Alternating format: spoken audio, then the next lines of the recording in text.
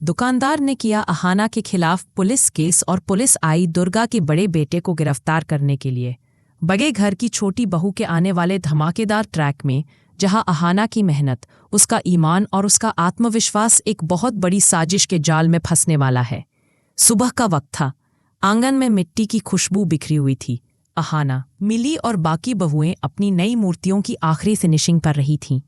सबके चेहरों पर मुस्कान थी, क्योंकि आज वो सारी मूर्तियां दुकानदार के पास भेजने वाली थी। दुर्गा देवी ने गर्व से कहा, अब देखना, हमारी मेहनत का रंग सबको दिखाई देगा। अहाना बोली, माँ, इस बार तो वो दुकानदार खुद कहेगा कि ये मूर्तियां सोने से भी कीमती हैं।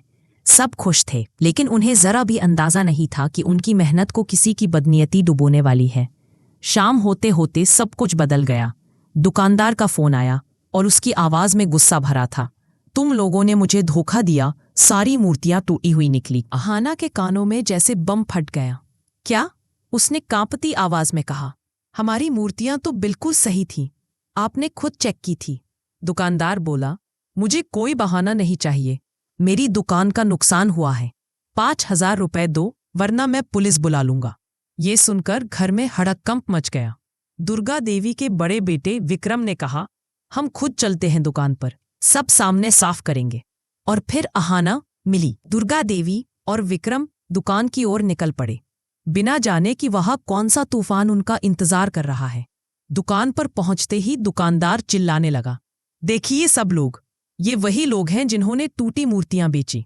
भीड़ जमा हो गई। अहाना ने समझाने की कोशिश की, हमने ईमानदारी से काम किया है, मूर्तियां टूटी नहीं थी। लेकिन दुकानदार और उग्र हो गया, झूठ बोलती हो, मेरे पास सबूत है। अहाना ने कहा, हमें भी सच दिखाओ, चलो अंदर। लेकिन इससे पहले कि वो कुछ देख पाती, पुलिस की जीप आकर रुकी। यहां क्या हो रहा है? इंस्पेक्टर ने पूछा। दुकानदार ने इशारा करते हुए कहा, यही लोग हैं साहब, इन्होंने मेरी दुकान का नुकसान किया है। अगले ही पल पुलिस ने विक्रम को पकड़ लिया और कहा, जब तक नुकसान की भरपाई नहीं होती, ये जेल में रहेगा। अहाना चीख उठी, नहीं, हमारे भाई निर्दोष हैं। लेकिन पुलिस गाड़ी लेकर चली गई और घर में मातम सा माहौल छा गया। रात का समय था। दुर्गा देवी की आंखों से आंसू रुकने का नाम नहीं ले रहे थे। अहाना खुद को दोष दे रही थी, मेरी वजह से सबको ये दिन देखना पड़ा। मिली ने कहा, दीदी आप रोइए मत, हमें कुछ करना होगा। अहाना ने सिर उठाया और बोली, नहीं मिली, अब रोना नहीं, अब लड़ना है। वो सीधे दुकानदार के पास पहुंची, हाथ जोड़कर बोली, हम आपकी दुकान का नुकसान भर देंगे, 2 दिन का वक्त दीजिए, बस हमारे भाई को छोड़ दीजिए। दुकानदार ने तिरस्कार से हंसते हुए कहा, ठीक है, 2 दिन, वरना इस बार सिर्फ तुम्हारा भाई नहीं, तुम भी सलाखों के पीछे होगी। अहाना ने वादा किया, आपको आपके पैसे मिलेंगे और सच्चाई भी। घर लौटकर अहाना ने सोचना शुरू किया, हमने मूर्तियां खुद पैक की थीं, सब सही थी, तो टूटी कैसे? वो पैकिंग रूम में गई, पुराने डिब्बे, पैकेट्स सब देखे। तभी उसे एक चीज दिखी, एक बॉक्स पर अलग सी सील लगी थी जो उनकी नहीं थी। अहाना फुसफुसाई, मतलब किसी ने जानबूझकर बॉक्स बदले हैं। और तभी पीछे से किसी के कदमों की आहट आई। पीसी मोनी। अहाना ने पूछा, आप यहाँ क्या कर रही हैं?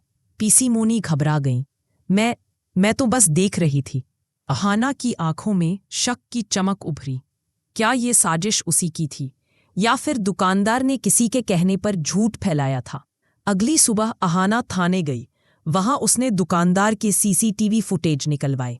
वीडियो में दिखा, मूर्तियां दुकान पर बिल्कुल सही। उस रात घर में फिर से रोशनी थी। मिली और तीनों बहुएं मुस्कुरा रही थीं।